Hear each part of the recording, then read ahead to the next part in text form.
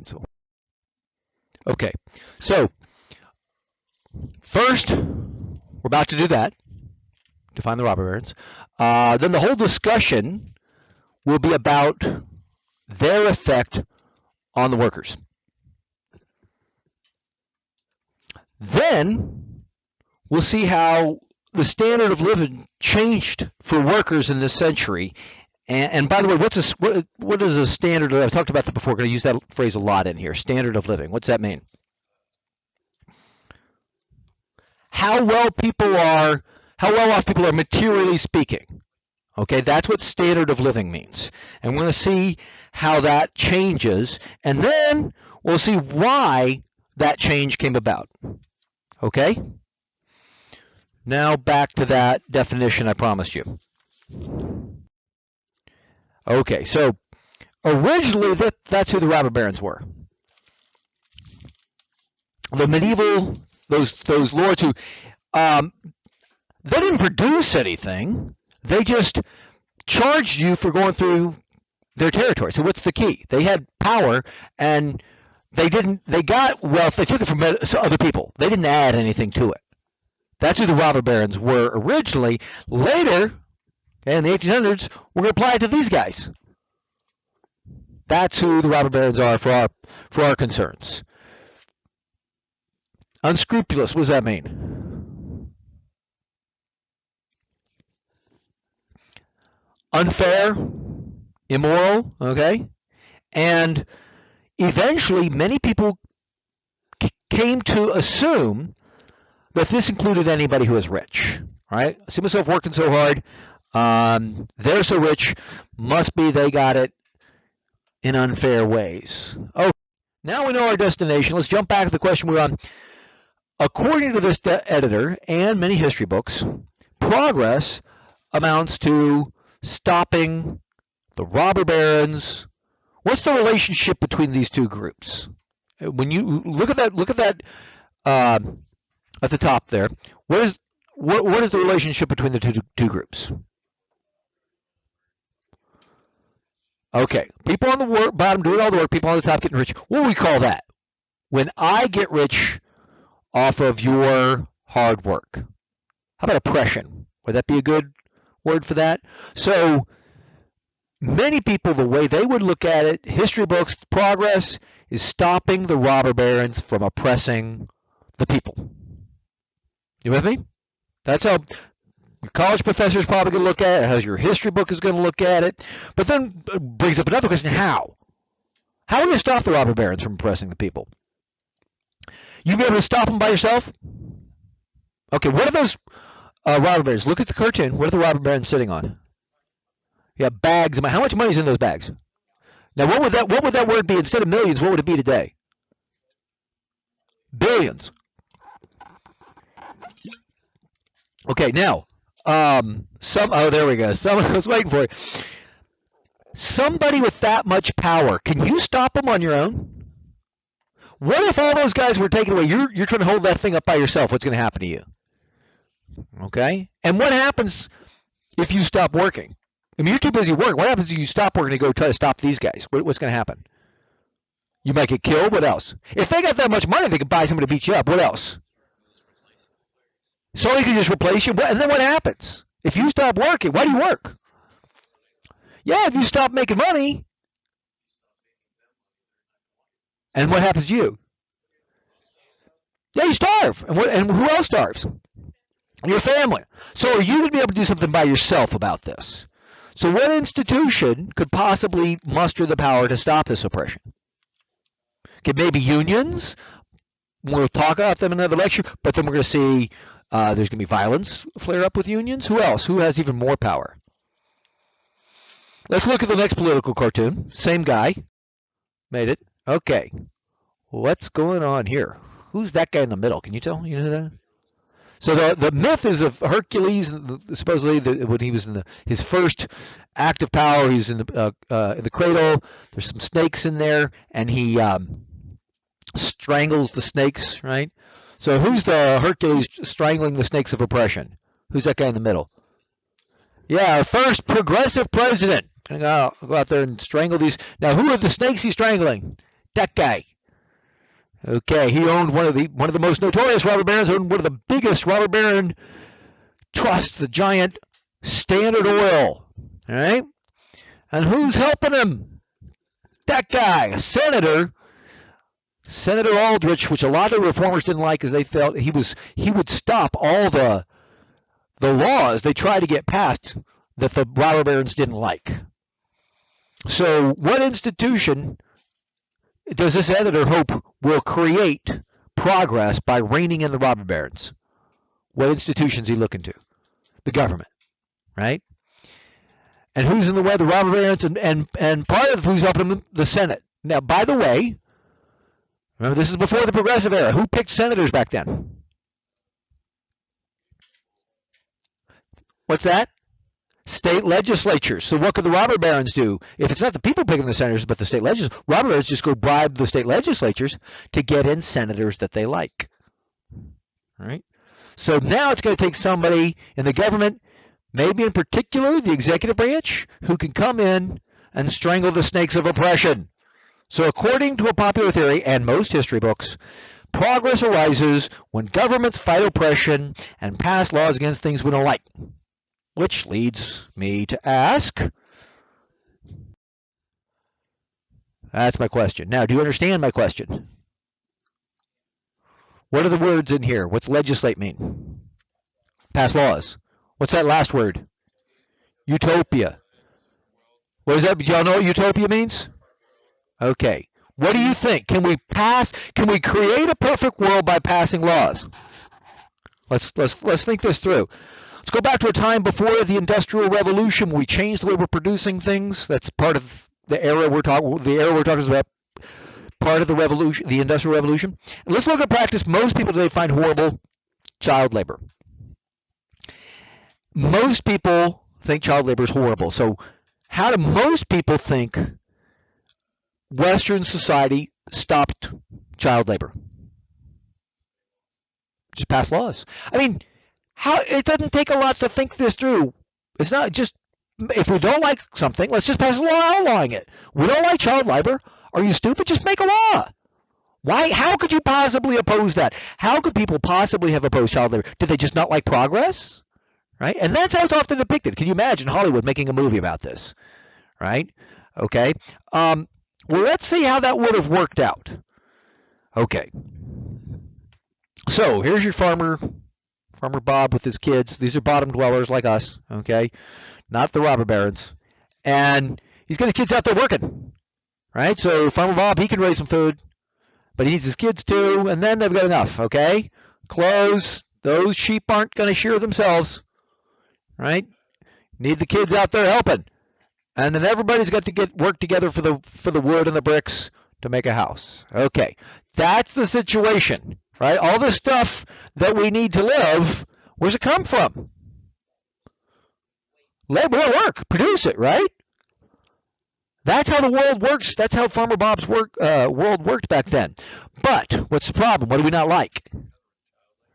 Child labor. Well, how can you have your kids? Well, that's horrible. So, who do we look to save? Bam. Okay, now they're not killing the kids. They're saying no child labor. We're just going to pass a law, no child labor. And now you guys might not agree, but adults, where do adults think kids ought to be? No? School. We don't need education, right? Okay, so what's the government going to say? Pass a law, no child labor, and then pass another law. I'll have to school with you, right? Now, what's going to change in this world? What is poverty? A lack of wealth, right? And what's wealth? Right? Is wealth pieces of paper we call money? Because you can just print lots of that and then prices just go. What is wealth? What do you use money for? To buy stuff. So what is wealth? Stuff we want and need, right? That's wealth. So where does stuff come from? How much is there like a wealth tree in the middle of the country, and the government's just got to distribute, or a hole in the middle of the country in Nebraska or something, and wealth just pops out of it, and all the government has to do is distribute it to everybody? No, where Where does wealth come from? How much stuff can a family have? As much as they can produce.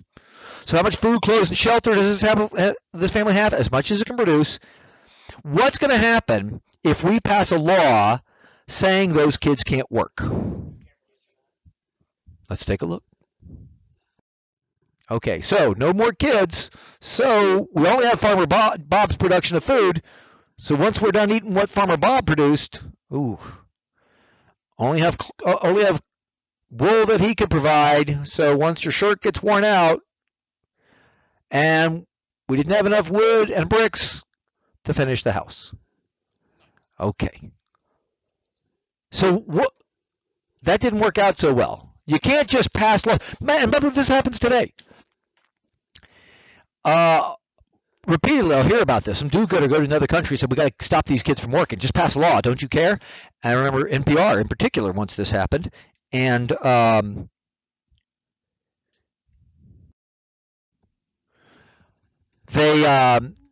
talked about this banana plantation where kids were working and said how horrible it was. Well, what do you think the plantation did once they got put on a national public radio?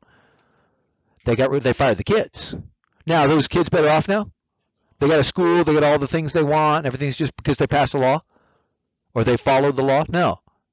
Right? So the kids are worse. The sad fact, in the real world, not just what we can dream up, in the real world, the alternative to child labor is often child prostitution or child starvation. The kids are better off with a job. We'll talk about how we really get rid of child labor in a second. Okay? Well then, what is progress? I argue that progress is going from that to that to that. And how do we get there? The way we get there is called capitalism. At least that's what one of the robber barons argued. Okay, let's look at this quote from one of the most outstanding robber barons. So what are the key words we got to understand here? How about that first one? What's the root word of capitalism? Okay, so what's that? What's capital? Money you can invest. That's capital. Money you can. So what's capitalism? Capitalism is letting capital go wherever it wants to be used by business owners in the way they think best. That's capitalism. Okay, what are luxuries? Yeah, you don't need it. It's expensive, so who can have it if it's expensive? Who can have expensive things they don't need? Rich people, right? That's a luxury. What's a necessity? You got to have it, right? Things you got to have. So what does this quote mean, taking it all together? What? How? How's that going to happen? How do we turn? So you start to get a feel for it. We'll come back to this question a little while later to see if we can tease out the meaning. Now, let's move on, see who I think are the real heroes of progress. Robber barons. Now, why do I love the robber barons?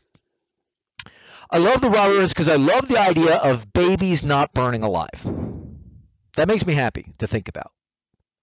Why babies burning alive? Well, you're poor in the city. You're going to live in these crowded wooden tenements, and let's say you got a kerosene lamp. And by the way, having a kerosene lamp, that was actually progress, because what did poor people used to do when it got dark? They just went to bed. You know why? Because you couldn't afford candles and lamps. Who can afford candles and lamps? Rich people. But now that it's getting cheaper, now they can have them. But at first, these kerosene lamps, well, kerosene is supposed to burn, but it's not supposed to spark. Okay? So you got the lamp with the flame on top, but you got impurities in there. And then if impurity gets to the flame, it sparks, and then that kerosene lamp becomes a kerosene bomb, and you've got an explosion of flaming kerosene spread throughout the room.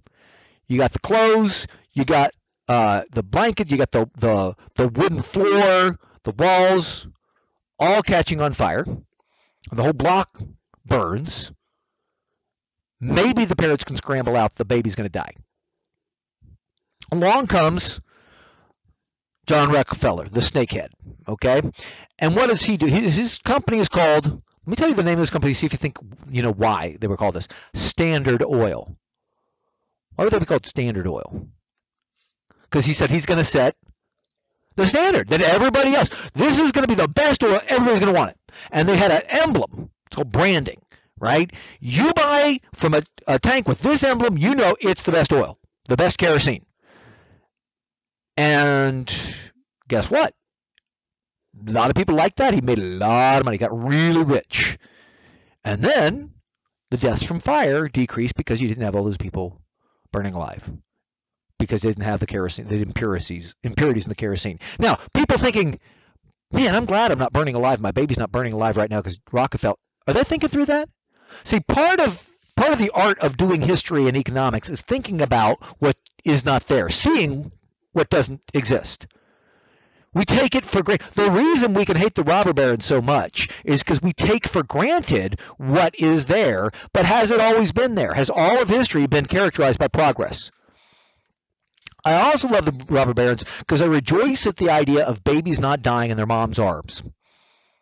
Okay? You know, moms never get sick, right? I mean, they do get sick, but they don't, because they keep going, because what matters more to moms than their own, how they're feeling? The family, right? So even if you're mad at your mom, you know if you're sick, would your mom take your sickness onto herself if she could? Right, okay. So I am saddened by the idea of a mom holding her baby while she watches her baby take her last breath. Why would that be happening? One reason that could be happening was babies were drinking bad milk. In the city, the cows were given some kind of swill, which is water left over from after you made beer. And in bad conditions, the milk was not good, and the babies could die. Along came a guy by the name of Borden, and that's one of the biggest dairy companies in the country. And he said, you know what? I think I can make some money here. And he guaranteed farmers a profit. Would farmers like to be guaranteed a profit? You follow my rules. Give them clear, pure water, pure food, clean off the udders before you milk them, follow all these steps. I'll check up on you. If you don't follow my rules, you're out. You follow my rules, I'll guarantee you a profit. And the milk was better. What do you think the moms did? They flocked to Borden. Okay?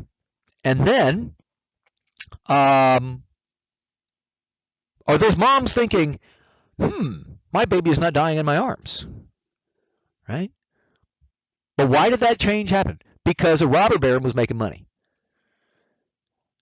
It also makes me happy to think about people not being crushed and then burned alive in a mountain of splinters. Well, so you're on a railroad, you're at a train, okay? But good steel rails are expensive, so you don't have a whole lot of them out there, okay? And so you had a lot of derailings, the trains running off the tracks. And then the cars don't have a lot of steel frame in it because that's expensive, right? And so when they derail, they collapse. So let's say it's January, you're up north, you got a stove to keep you warm. The train derails, collapses. You got a mountain of splinters, you're trapped in the middle, it's all on fire. Along comes the robber baron in the middle, Carnegie, and he lowers the price of steel, increases the quality, so you've got fewer derailings, and the frames are made of more metal, and people not dying. So when you're sitting there in that train, are you thinking, hey, I'm not dying in a mountain of splinters being burned alive? Right? But that could be happening if it hadn't been for Carnegie. Vanderbilt won't get along into him. He actually is competing with a government-supported steamships, some of which sink, killing a lot of people, but not Vanderbilt's. Okay. So here's what the robber barons would do. I already talked about the first one. Remember what that is, standard of living. I'll give you some examples. I'll give you some more. They raise the standard of living for the average person. What else are they going to do? So as consumers, they'll raise your standard of living, what you're consuming. They'll also, as workers, what are the things you want as a worker? What do you want as a worker? Safety. What else? Money. So what do we call the money you get paid? Okay. What else do you want? You don't want to work all the time. Okay. Lower working up. And we already mentioned safety. All of these things. They're going to do all of these things. Are they doing it because they care? Well, maybe they do. Maybe they do, but that's not the only thing. What's driving them? The profit motive. Okay, back on standard of living. Add a little bit of that. Okay, you got a lot of robber barons mass producing machines for farming. So, for example, mechanical harvester, which obviously going to harvest the food mechanically, and the binder to bind up the crops when it comes in, will go at speeds previously unheard of. And especially, think of how important that is when the rain could come and ruin the crops if you don't get it up right now. With the harvester, the binder, some other mass produced. And by the way, how are you going to make it cheaper for an average Joe farmer to be able to afford this one? You have to make a whole bunch of them, right? Okay? That's going to take a lot of money, big company, robber barons. Put all those together. Look at what happens in 2 decades to food production. 2 decades. Almost doubles. That's nothing like that that's ever happened before. Right? Don't you want to stop people from starving? Well, what happens to the price of food when you double production? Right? Used to be before the Industrial Revolution, which, again, this is part of the Industrial Revolution. Before that, everybody feared famine. Right? You go back far enough. The king could starve even. Everybody could starve. But thanks to these changes, nobody fears famine again. Have you ever worried about starving to death? You know what I'm saying? No. Probably most of you never really been real hungry before. I've been real hungry, but it was in Ranger School. I knew it was going to end, right? But I'm saying real hungry, you don't know when it's going to end. That doesn't happen anymore. You know, actually, there's 2 reasons this will happen now. War and communism. Both of them brought not by robber barons, but governments. And we could just see one example of these 2, communism, capitalism clash, and actually we see who's helping who's better off. After the Russian Revolution, American capitalist farming was able to produce so much food that when the communist experiment failed in the Soviet Union and millions were dying, America could produce so much. We saved 10 million people by giving them extra food that we had left over, just giving it to them so they wouldn't starve to death. Why did we stop? We stopped because we found out that they were using some of the food that they could produce to sell weapons so they could spread the glories of communism. And by the way, the guy in charge of that whole program, a very expert mining businessman, very efficient, who would later become one of the most hated presidents in American history, Herbert Hoover. We don't hear much about that Hoover. His directions may have saved more than 10 million lives. Okay. Let's look at a couple more examples. Remember Carnegie? Okay, everybody look up there. That's the price. In a quarter of a century, what's he going to push the price of steel down to? Anybody just guess. Give me a number.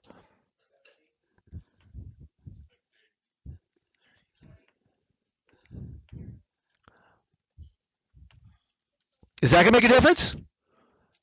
If you take the price of steel down to like a tenth in a quarter of a century, now those steel rails on the railroads, less derailing. Now, what's the problem in the city? What do you have? What's the problem in the cities these times? Overcrowding. But you got to be close to where you work, right? So you can walk to work. So how can we deal with overcrowding and still have people nearby? Build up. How's this going to make that happen? Yeah, steel girders. Right? Couldn't build those skyscrapers and the big apartment complexes without cheap steel. Okay? Then, the other robber baron, what's he going to do to the price of oil? Refined oil? Cut it in half. By mass producing it, economies of scale cut the price. They hate him because he's rich and big. You got to get big if you're going to cut prices. Okay, now let's think about it. Put these 2 together. What world-changing product will require inexpensive steel to mass produce it and inexpensive oil to run it? And that's going to change everything, right? It's just you cannot overstate the impact of affordable cars on the average person. Used to be the average person never went more than 20 miles away from the place he was born. 20-mile radius, never went outside of that. Unless you had a war. That's not a good reason to go. Okay? Now you're all over the place. Everything, think about it. What is one of the biggest costs to everything you consume? Moving it around and moving the parts to get to where it needs to be. Now you got automobiles, trucks, everything's going to get cheaper. How are you going to, another example, how are you going to make sure your boss pays you what you got coming to you? Why is your boss going to pay you? Because what could you do if he doesn't? Leave, right?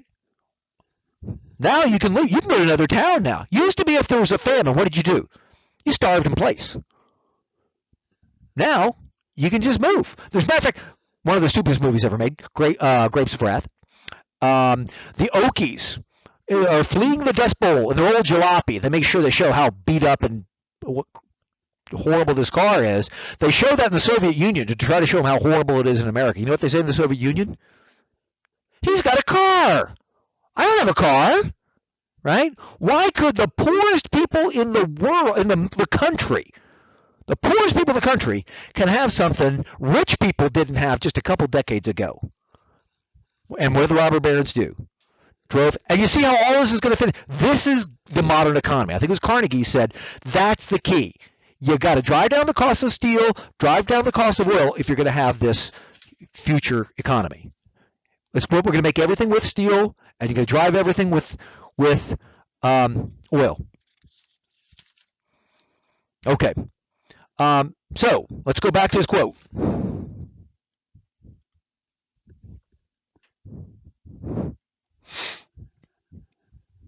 Now can you tell me what it means?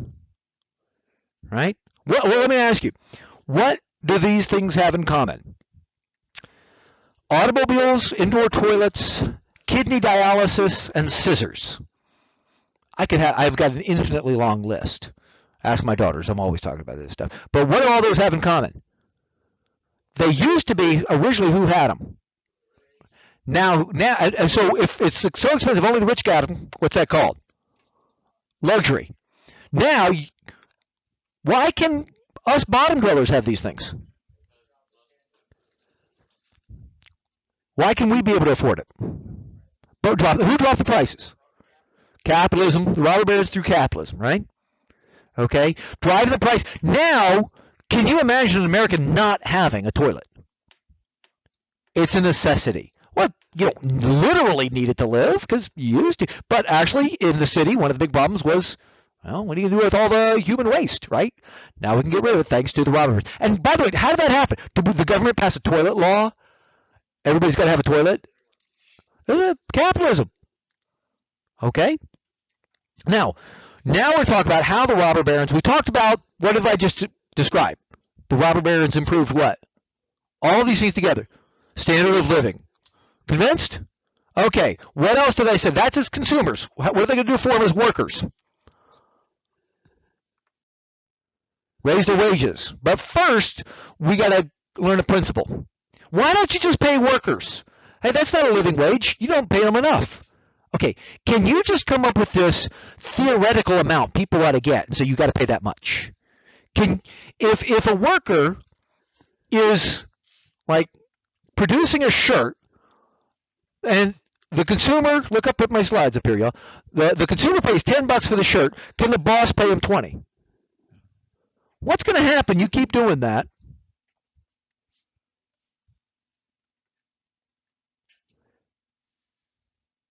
Can that go on forever?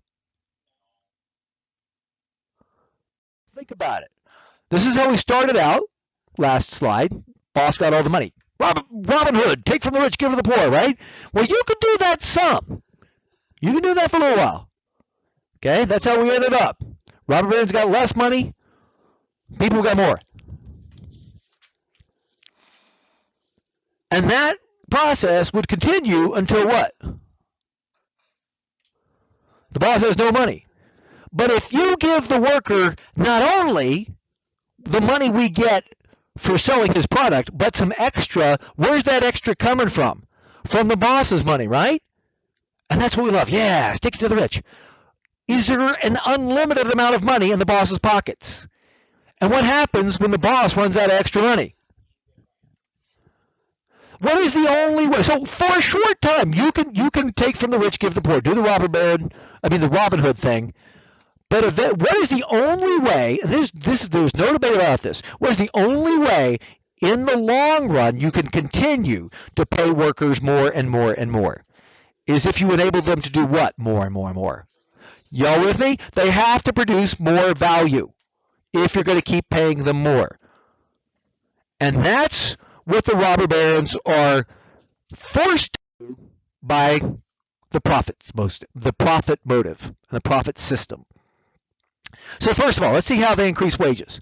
Okay, so here's the customer paying the robber baron for the shirt. Here, I'll pay you. I'll pay you for that. Okay, now, who's happy? Especially robber baron. Cha-ching! Look at all that money I'm making. This is awesome, right? However, this is a free country. Now, if this weren't a free country, I could just point guns at you and make you stay. But free country, so what do I have? Ooh. Competition sees that. Okay? Now, let's say I've got my competition. I'm making big bucks, and in comes Kylie. Kylie's my competition. She wants those profits. Let's work this out. Okay? Let's say Cam is my worker. Makes a t-shirt, I sell it for $10, I'm paying him $1. Right? Now, Kylie, you see I'm making $9, and you got a t-shirt factory too, but you don't want to make the stuff yourself. So what are you going to offer Cam to get him to come work for you instead of me? Well, how much you going to offer him? 2. You're going to double his pay? Cam, are you going to stick around? 3. 5. 6. Kylie, 7. 9. And we'll stop there because you got to make some profit. Okay? You see how it's going to happen. Is that because I'm so wonderful? No. See? Oh, gosh. My profits. Okay. My cabbages. Okay, so then. Okay. What does the entrepreneur want? He wants to make profits, right? So I got an idea. Watch y'all. I know what we'll do. And okay, what are profits, right? The customer pays the price. You pay your expense, and then you get what's left over. I want that bigger, right? So what could you do to make that happen? I'm a robber baron. Oh, let's just charge more. There we go. I want that to grow. Yeah. So let's price. Boom. Yeah. Yeah. What's gonna? Uh-oh. She who shall not be named. Kylie comes in, and what's gonna happen? Arrgh! Can I raise the price? Do you set the price by yourself? No, the market sets the price. Supply and demand, we'll talk about that in econ. The prices are set by the whole market. You can't do that yourself. So, what do they want to make? Back.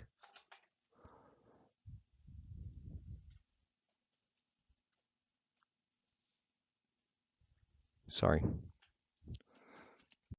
Okay, so the entrepreneur wants to grow profits, and we already said, what can he not do to grow the profits? What are the options not available to him? He can't raise the price, right? Because if he raises the price, what will happen? Who does he lose? Where's the customer going to go? If he lowers the cost by paying the worker less, what happens? To where? Okay. So what if he comes up with another idea? What if he gives the worker... Oh.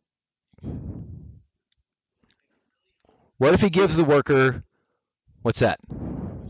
Okay, what's a generic term for machines that workers can use? Okay. New tools, what do we call that? Technology. Okay, that's the song at the end of Napoleon Dynamite. Technology. Okay, so how would technology grow the robber baron's profits? Okay, so if he can produce more, what's that going to do?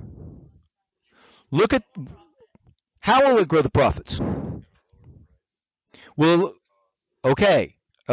What did he say? If you can produce, so let's look at how that'll. Okay, so now you've got machines. You can produce a whole lot more with the same amount of labor. So the company is taking in all that much more money at the same time. Your cost is the same for that amount of time. But now it's going to be spread out over all this many more products. Y'all seeing how this is going to work?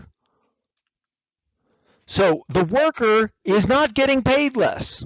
Workers are getting paid just as much as they were. But now the company brings in all this money, and all of that means because the cost is spread out over all those products, the cost per item goes down, which means the profit per item, does that make sense? Profit per item increases, and that means all that money goes to the robber baron. Ching, ching. Y'all with me?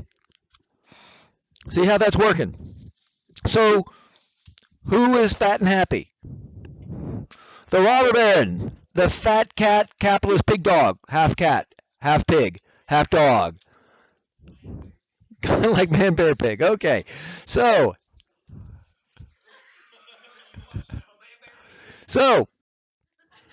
but what is that? What is he not accounting for? Competition.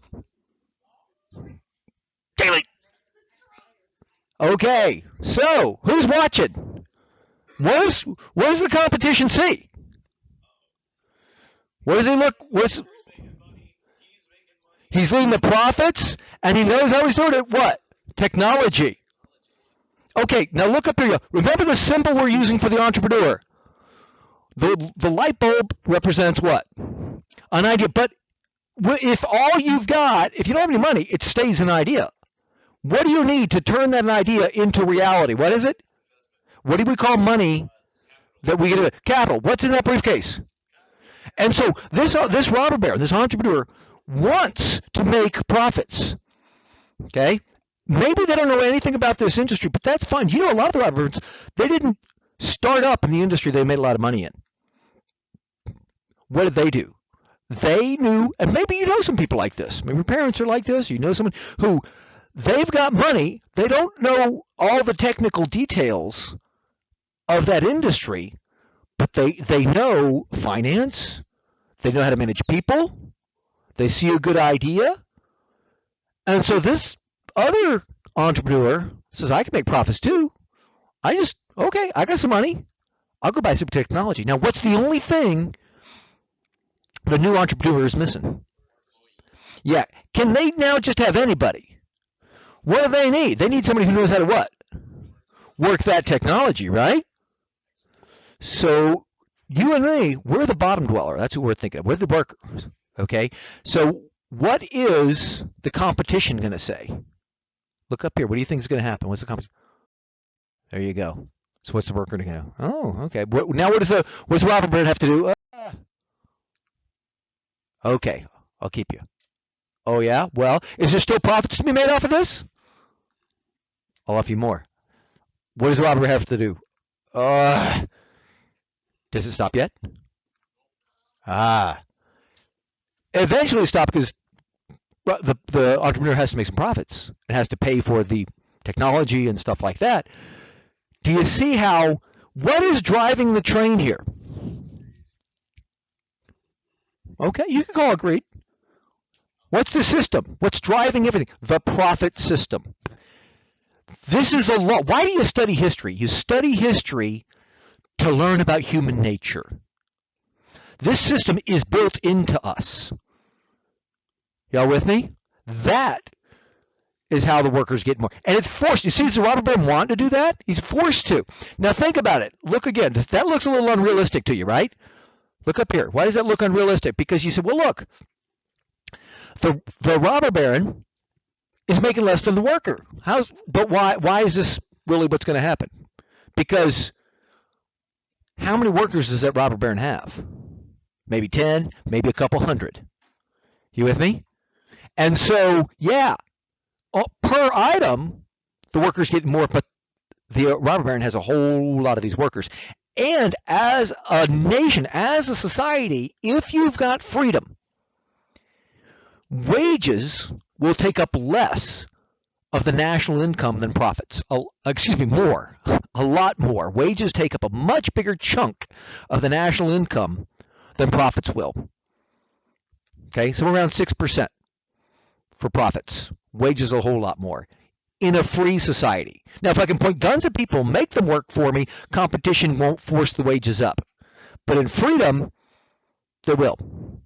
You with me? That's why W.B. Du Bois, not a big fan of capitalism, but he said, I have to admit it, sometimes I think the only friend the Negro has, that's a term they would use back in the 1800s, only friend the black man has is the capitalist.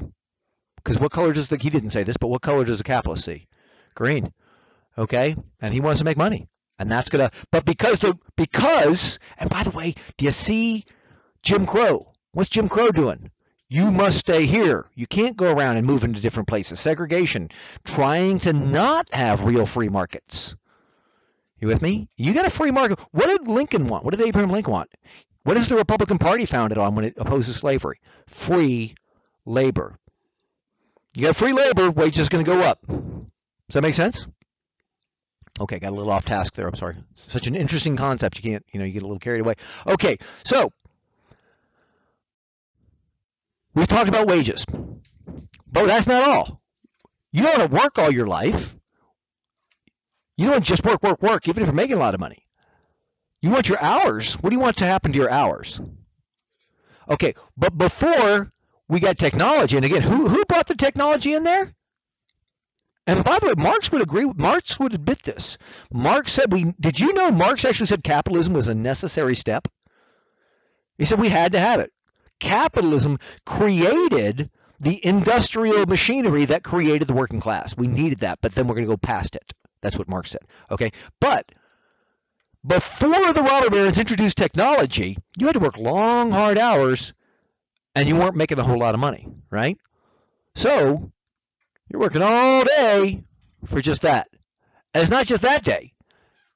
You're going to have to work a lot of days.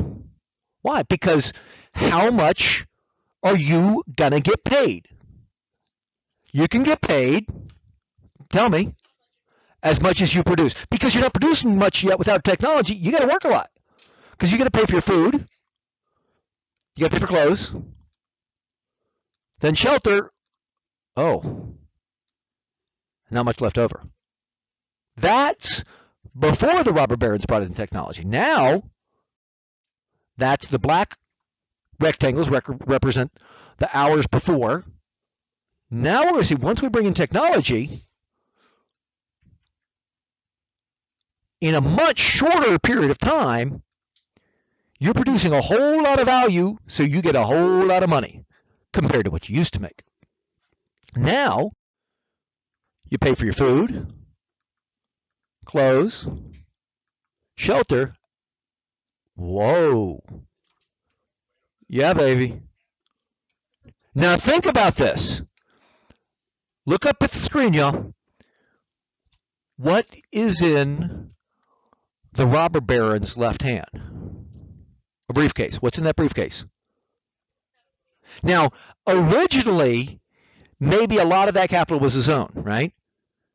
But now, what is that worker going to do? You got a whole bunch of money. You going to put it under a mattress? Where are you going to put it? The bank. What's the bank going to do with it? How do banks make money? What do they do with their money? They loan it, right? So they're going to get it to the robber baron. And what's the robber baron going to do? Buy more what for the workers? Technology. And then the workers can see this virtuous cycle. Y'all with me? How many people in here, raise your hand if you ever heard your parents talking about their retirement accounts. Right? IRA, 401k. Marx talks about who are the bourgeois? The bourgeois were the people who owned the means of production. But now, more and more, it's us bottom dwellers who own the means of production. What do your parents have in those IRAs, individual retirement accounts, and 401ks? They've got stocks, bonds, right? What is stock? Stock is a piece of a company. You own that. You with me? It will have to be shared with workers if there's freedom. So, remember the results of trying to legislate utopia. You can't just force things to be better if people aren't producing more. But now, with the profit system, you're making all this money. Now you can buy the things you need. You with me? You know what I call that? In font 200, blinking. Can you dig it? Okay. Oh, now wait a second. What do we call these guys again? What do we call them? Well, no, these guys, what do we call them? Robber barons. And what do I want to ask? Where's the robbing? But, you say, Mr. Rhodes, that's just theory. How do you know that's what really happened? Well, let's look back at one example of where this process transpired in reality. That guy. Okay. Did Henry Ford invent the automobile? There was already an automobile before him. What did he do? And what did that enable him to do? What did that is it? Yeah. What produce? Mass produce. Crank out a whole bunch of cars. Okay? So here's what it looked like before him. See, you've got these individual stations where a car would be built. You have to go get the other things you need. Very inefficient, very time consuming. But once Henry Ford started making a whole bunch, before he started, who could afford a car? And what do we call something only the rich could have? So not every, yeah, luxuries. Oh, that quote coming to mind? Okay. So what did you say Henry Ford gave us? So with his assembly line, the chassis is what all the parts connect to the frame, main part of it. The chassis gets pulled along, and workers put parts on it as it comes to them. And now they've got everything in just the right place. They do the same thing over and over, so they become more. When you get better at doing something, you become more efficient. And if you're more efficient, then you're going to be producing more. And what do we call that if you're producing more? You are now more productive. And so you're going to be cranking out a whole lot of cars. Here's at the end of the line where you see the chassis that would roll underneath, and then they have this ramp. They slide the body down onto the chassis and then hook it on. So you see how efficient this is. With all of this put together, the man hours to build a car go from 12 hours. Anybody want to guess what he cuts it to? 6, 4, how about? So, what just happened? By introducing technology and mass producing cars, what's happening to the supply of cars? Going way up. And if the supply goes way up, what's that? Prices are going to go down. To now, Appa, you with me? Now, who can afford them? Almost everybody could afford a car. Did I mention Grapes of Wrath? One of the stupidest movies? Okay. Yeah, they tried to show the grapes. They showed the Grapes of Wrath in the Soviet Union, and it's, oh, look at how horrible the Americans got it. And then what do those guys say? Yeah. Now, why could those Okies have? Because why could the Okies have them? Because it's so cheap. Okay. So now, what else is? So it drives down the price. But what else? What's it going to do to the workers' wages? If they're more productive, how much can you pay people? As much as they produce. So if they're producing more, you can pay them. Not only can you pay them more, but you have to pay them more. Because if you don't, people, he was already paying above the national average, but the job was so boring on the assembly line, people were quitting. And by the way, doesn't that kind of bring into question this whole story about, oh, the oppression of the Industrial Revolution, the worker had it so bad? They were quitting because if you're starving to death, are you going to quit because you're bored? No, kind of belies that idea, doesn't it? So they were quitting. So what did he do to make sure he kept it? And by the way, why does he want to keep his workers? Yeah. They're trained. They've got what? Skills. Word of the wise, y'all. This is some personal wisdom. How do you make sure your boss takes care of you and your family? Be irreplaceable. Have the skills they need. You think Henry Ford knows how to do all that stuff? Right? Have the skills they need, and more importantly, have social capital. Know how to work and play well with others. Don't get in fights. You're honest. You show up on time. You do that, there's going to be bosses that will do just about anything to keep you around. You with me? They'll make sure at least that you get paid the value of what you produce. Does that make sense? Okay. So he came up with a great idea. He decided, brace yourself, he decided to pay workers $5 a day. At a time when people were getting $5 a week. And this is going to happen all over the economy. And think about this. Think they're getting it good on both directions. The price of goods, well, okay, they're getting paid more, right? They're getting more money. But what's happened to the price of the goods they got to buy? Goes down, so the money they get will buy more stuff.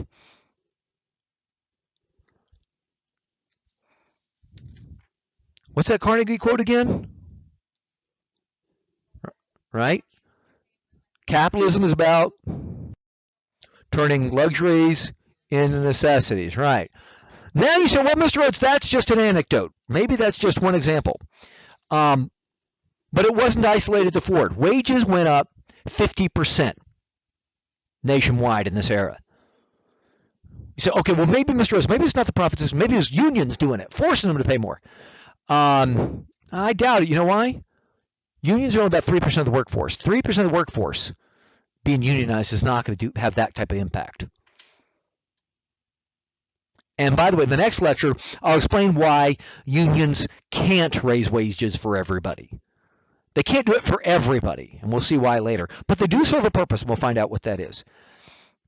Now, to reinforce the argument that it's the profit motive, the profit system, and entrepreneurs who raise the standard of living, let's look.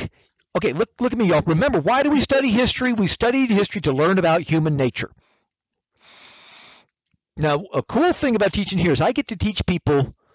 I've taught people from 4 different continents. I've taught people from Africa here, from Europe, from Asia, from America. And there are differences in culture and stuff like that, but there are some things that are the same for everybody. They are universals.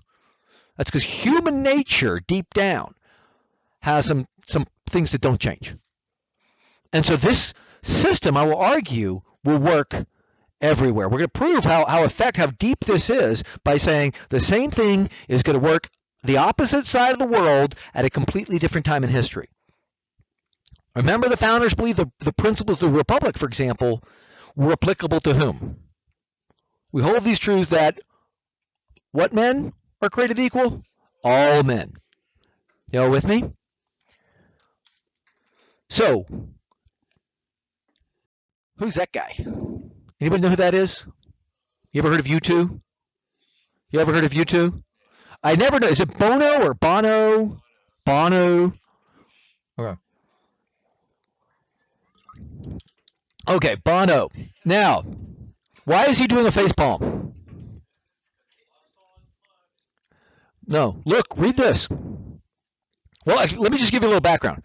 Bono's a Christian, and he spends a lot of time going around the world trying to help the poor. Remember, if you're a Christian, do I have to tell you better care about the poor? You will. You will. Christians came up with orphanages, right? Christianity spread. One of the reasons it spread, the Roman Empire, they had plagues. Everybody else was fleeing. Christians would stay and take care of people, even if they died. Okay? Because they had horizon beyond this world, and they know Jesus died for them. So, and everybody's made in the image of God. Okay? So, because of his Christianity, he cares about poverty all around the world. But he used to go around trying to get business. He still says countries should give aid, Christians should give to charity, right? But what really matters to him is not just feeling good about himself that he cares for the poor, but actually helping the poor. So he wants to know what really works. And he's just, I cannot believe I'm saying this.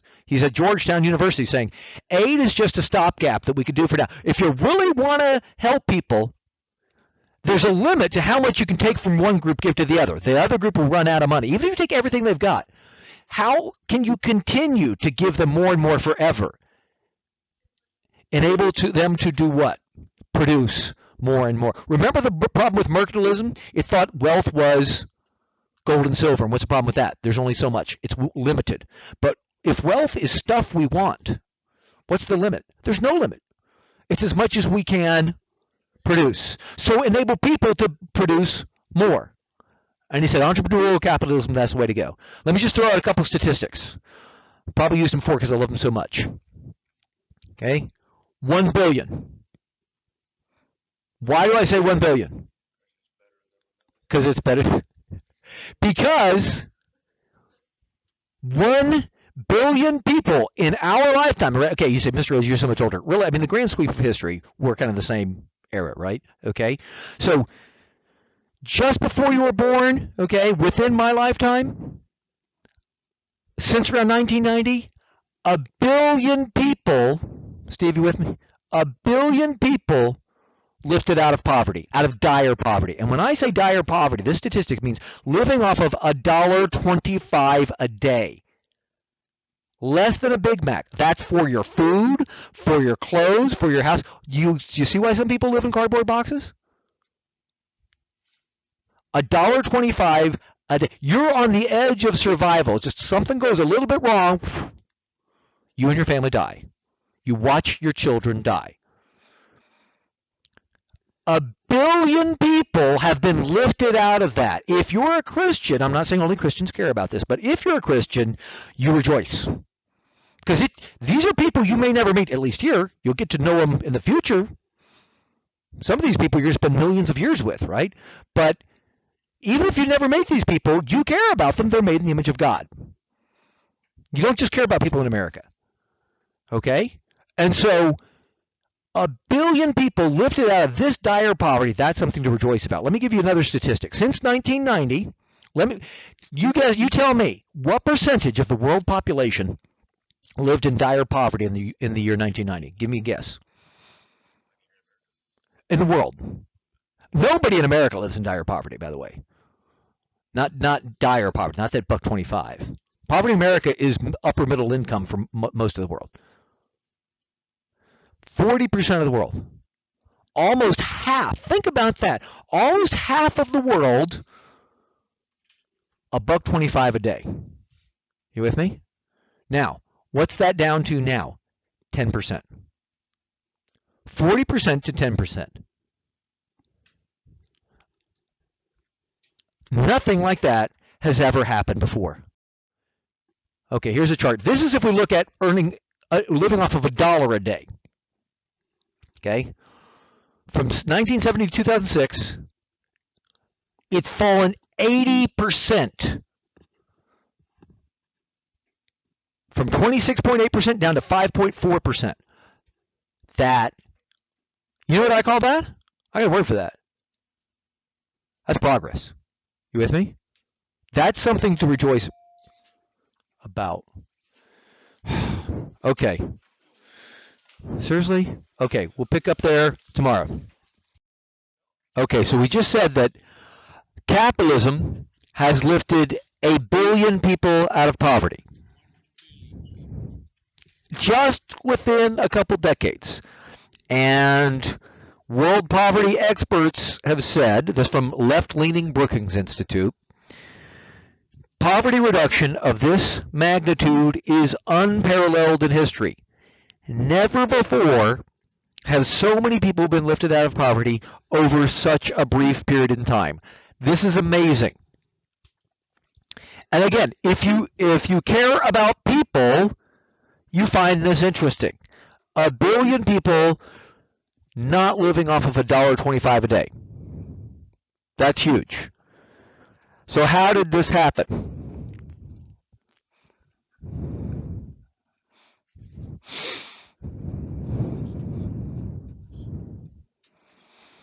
Well, for the world at large, America won the Cold War. So what was the Cold War?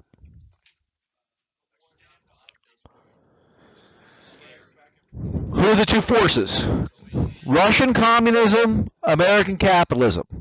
America won, showing to the world that communism doesn't work, especially when they released documents from the inside. And the main reason the Soviet Union collapsed, their economy was collapsing. And we can look so many examples. Compare East and West Berlin. One city. Take the exact same city, cut it in half. Have I talked about this already? Take the exact same city. Because people say, well, how do you know? Maybe communism would work if given the right situation. Capitalism, different situation. The same language, same everything, same city, cut it in the middle. Try communism one half, capitalism the other, see which works better.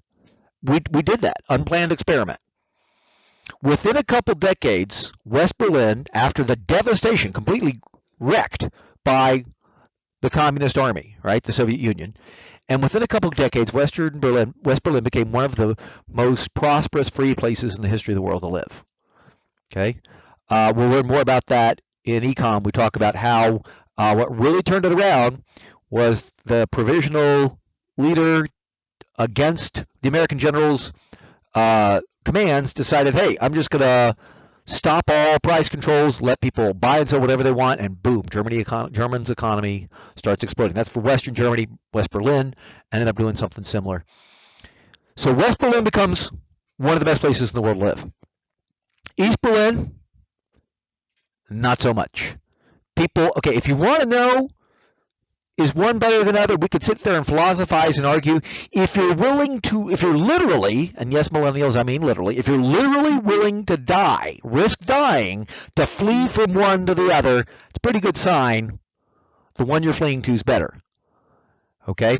And so by the 80s, East Berlin not only is not one of the best places in the history of the world, they still have buildings that have been bombed out from World War II that haven't been rebuilt.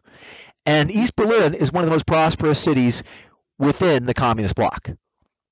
Then we could compare cities. Compare East and West Germany, East and West Europe. It's just too obvious. It doesn't work. And in particular, we could focus on two countries that made a change. The more people you got in a country, if your country changes, the more people are going to have their lives changed. So what are the two most populous countries in the world? China and India.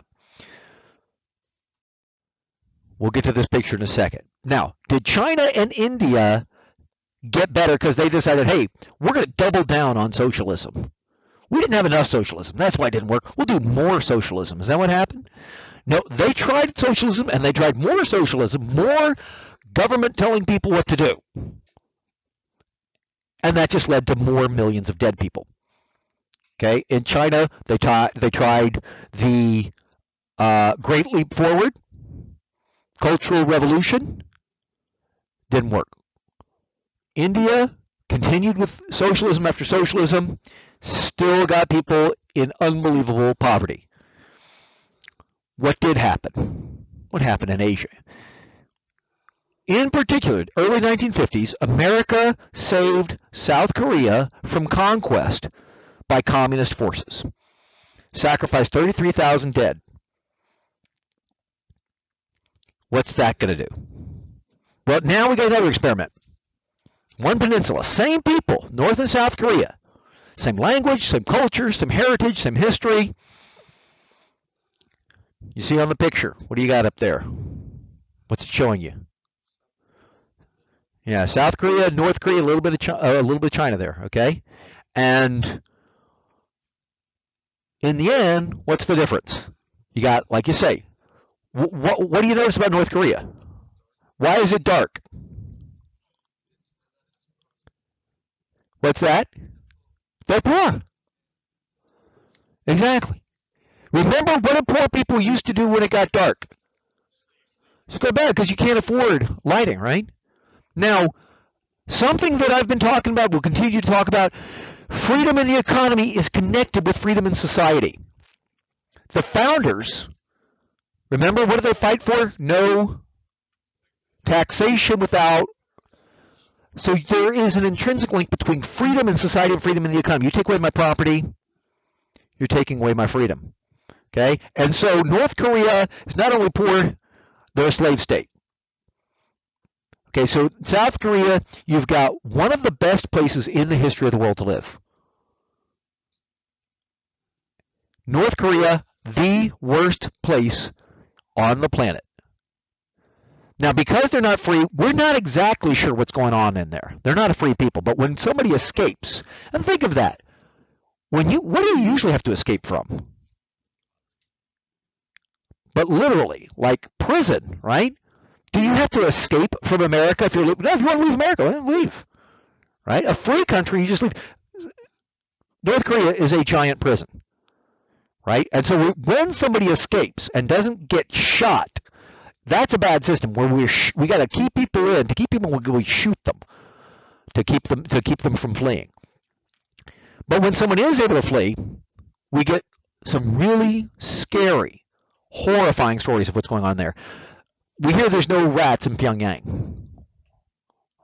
Why? They're eating them. They will eat rats. They're eating grass, from what we hear. And I'm not even now get into all the horrible things that are done to people who don't have the right beliefs, like Christians. Just the poverty that's going on. Versus, again, South Korea, one of the freest, most prosperous places. People are people trying to escape South Korea? No. They'd love to get to South Korea, right? Or South Korea, it's like, oh, I got to get out of here. No. It's doing great.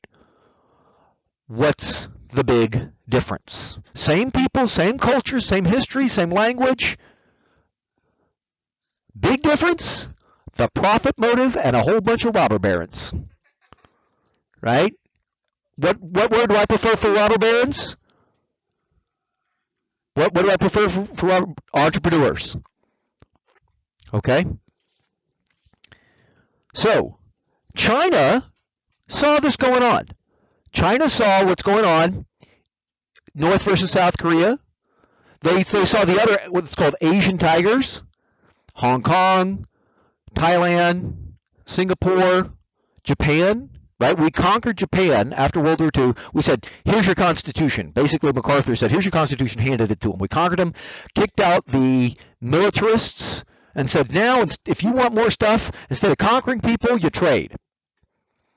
And now they love MacArthur. When I was at West Point, for one semester, my room overlooked MacArthur statue, and I'd always see Japanese tourists. Whenever you're a cadet nearby, they say, "Oh, take your picture. Let us take our picture with you by MacArthur statue." And so Japan would be thriving, right? And China looked around and said, "Wait a second, we're smart and hardworking. Their economies are growing, and ours is not. Why is that?" Well, then when Mao died, Deng Xiaoping took over, and he saw what was going on, and he decided to bring in a little free market. And as a result, more people have been lifted out of poverty than any time in the history of the world. Now, I think China could have more free market, but you know who else I think could have more free market? America. Yeah. So this idea, remember, why study history? So you can learn about human nature, the things that never change. One of the things I keep bringing up in this class is that everybody in here looks like an American, right? One time I had some kids from Germany, I had some Latin American kids, I had some kids from Korea, I had all these different mixes, and I could say everybody looks like an American. Now, could I say everybody looks like Japanese? Could you become Japanese? Well, maybe you could become Japanese citizen, but it's not easy. But even if you become Japanese citizen, could I become like Japanese culture? No. What does it mean to become an American? America is not, and the people who are wrong say it is. People who are wrong about America say it's about an ethnic group. It's white people. America's not about white people. America is founded on an ideal. First country founded on an ideal. What is that central idea? This is how I can tell if you're an American or not. Democrat, Republican, whatever. It's, do you believe this? What is that? All men created equal. Okay, we need to acknowledge cultural differences. God likes cultural differences. In the new heavens and new earth, there's going to be all the different nations, tongues, tribes, right? It's a beautiful thing, and we can appreciate that. But though we should respect cultural differences, we need to also understand there are some things that are the same for everybody, everywhere, every time. One of the things that's there, underlying, built into human nature. So remember, does history repeat itself? No, the details will change. So you couldn't say, well, Vietnam's going to be another Korea for the war. Vietnam War is another Korea War. Differences. There are too many differences. But you can find there are things, you watch history and you learn about how human nature works, right? And we can see the profit motive. Letting it go leads to prosperity everywhere. And that idea that the founders had, that there are universals that are the same with everybody everywhere. By the way, when I talk about cultures recognizing being appreciative of other cultures, one thing we need to acknowledge, do all cultures say we should appreciate all cultures? No. A lot of cultures say, let's just kill everybody who's not us. Okay? So not all cultures are equal in every way. Okay. But anyway, that's a little side thing. Y'all get my point here about applying this concept elsewhere. I am so excited. Number one, I'm a Christian and I care about suffering. There's a lot less suffering going on. Also, I'm a historian, and this is a big deal. I mean, do you ever read something do you ever read any history, right? and you're like, wow, what a big change. I wonder what it would have been like to be around during the Middle Ages. Did they think, this is the Middle Ages? No, they didn't. This is life, right? Right now, you're living in a time people will look back and say, wow, look at that. Look at what's changing. I wonder what people were thinking about. Hey, Halo 2's coming out, right? Yeah. Is that Halo 2? Am I on the right iteration of it? Or is that old? Yeah. Okay. Okay, enough of my history haranguing. So, what did I not talk about? What did I promise you I talked about I haven't yet? Come on, help me out.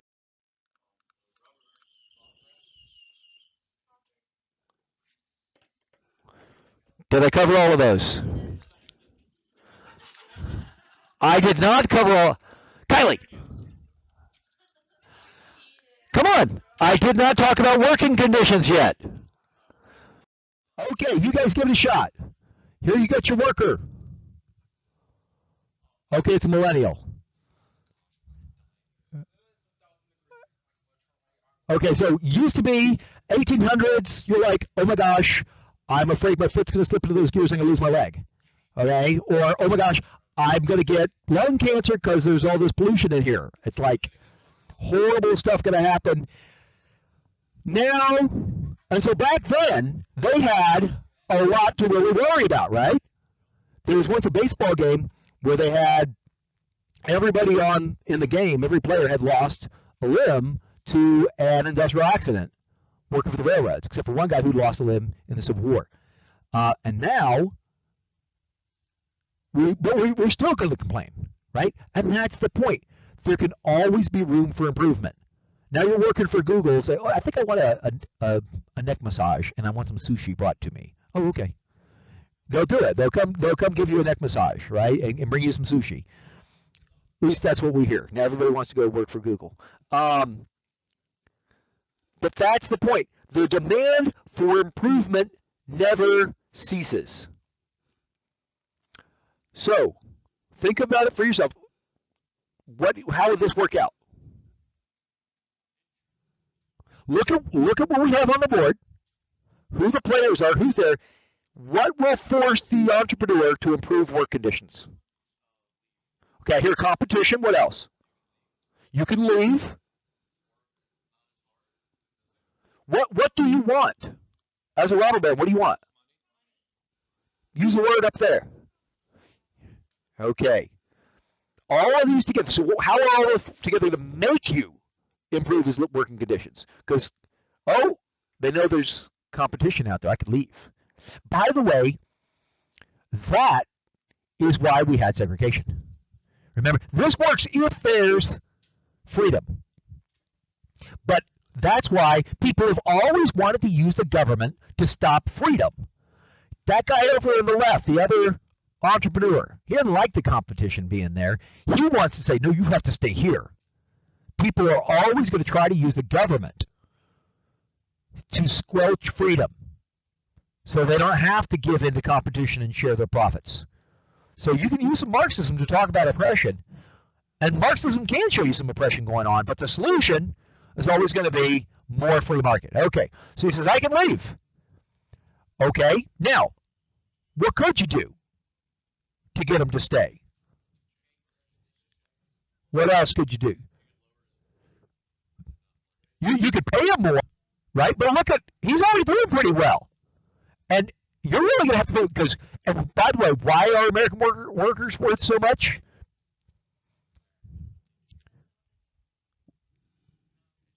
What did he get? What did they give the worker that enabled him to produce so much? Technology. What do we need? What does it take to get technology? Yeah, what's the word for investment? Capital. American workers are the most highly capitalized workers in the world, among the most highly capitalized. So they can produce so much value. You're gonna have to pay a lot to get them to go through conditions they don't like. Y'all with me?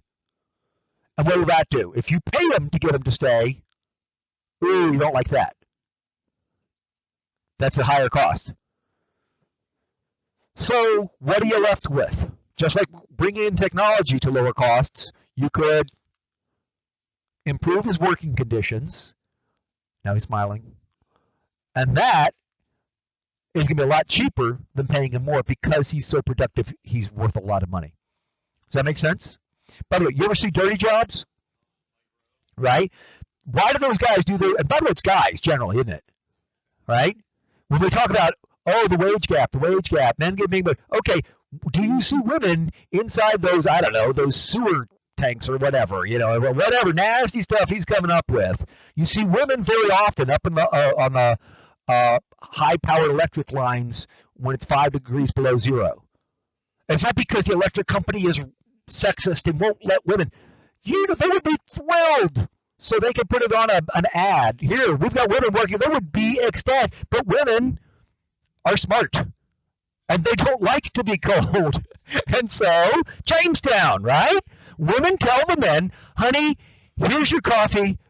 Go get up on those power lines. Okay. So, yeah, this part I probably won't be able to put online. Okay. So the feminists are going to attack me, and then the men are going to say, wait a second, you mean I'm being controlled by women? I didn't know that was going on. Okay, I'm sorry, guys. They're leading you around by the nose. You don't, yeah. Hey, this is a free country. This is so.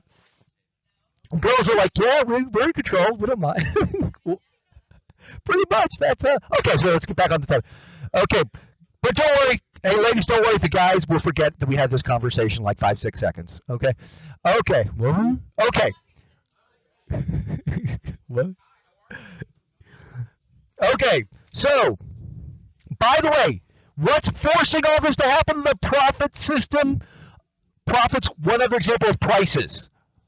Price system forcing you to receive these signals. What's our takeaway? Okay, first of all, define the term robber baron. There you go.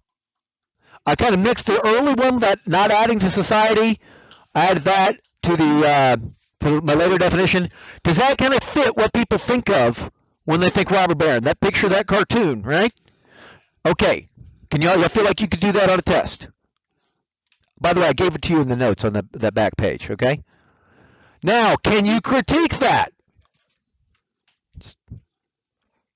I'll give you one. Can you critique that? Who wasn't here yesterday? Come on, help me out. What's wrong with this? What's wrong with that definition? Okay, the unscrupulous, maybe not. By the way, who's unscrupulous? Everybody's unscrupulous. Come on, what's the key part in there that does not fit with what we talked about in this lecture? Did they add nothing? Y'all with me? Just because that cartoon has the robber baron sitting on top, the guys doing all the work. Yeah, but what have the robber barons given those guys? Technology. Y'all with me? Why? They want to make money, but what does that matter? Okay. How do the condition of workers change? Remember that? Raise the standard of living. So regenerative living. So what does this remind us of? What Carnegie quote? You could use that in your essay. Okay, who had cars originally?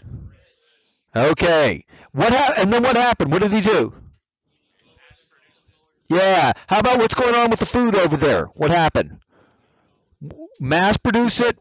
Mass produce the technology. We can use the farm machines and no more fear of famine.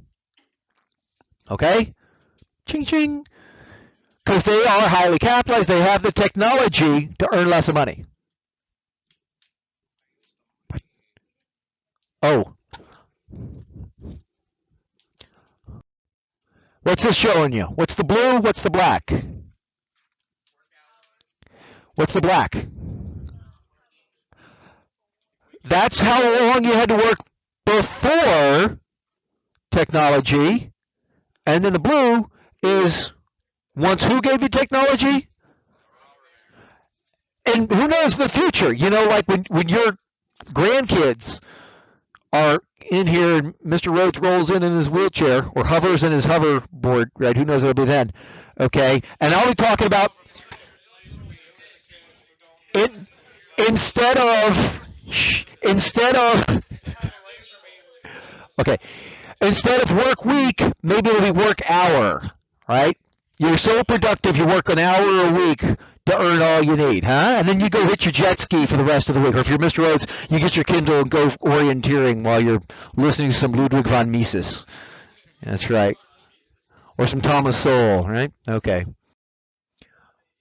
And then improve working conditions. Okay, can you describe the forces that created that change? Try the multiple choice question we did. Can you do the multiple choice question that we started all this out with? Mm-hmm. Okay, y'all got that? Which one is it? The robber barons. Okay. Now, if you can remember this picture, it'll help you write the essay. Can you describe what's going on here? So you got the robber baron. What does the robber baron want? Use the term. Use the bubble. Use that term that will make your teacher happy. What is that? Profit. You want profits. So what will a lot of people say we can do? Oh, just raise the prices. But then, who are you going to lose? Where your customer going to go? Okay, well then I could cut costs by just paying my worker less. Go to the competition. Again, all of this is conditional on there being freedom. If somebody can go to the government and get them to point guns at other people, all bets are off. That's not the free market. And there's always that temptation. So what do you do then? What does the robber baron do? How does he cut costs? Technology. And then what happens? The worker's producing more. What makes the robber baron give the worker what he's producing? What's in the competition's briefcase? Capital. So what's he going to do with his capital? He'll buy the same technology. So what does the robber baron have to do? He has to give the worker the value of what he's producing. Okay.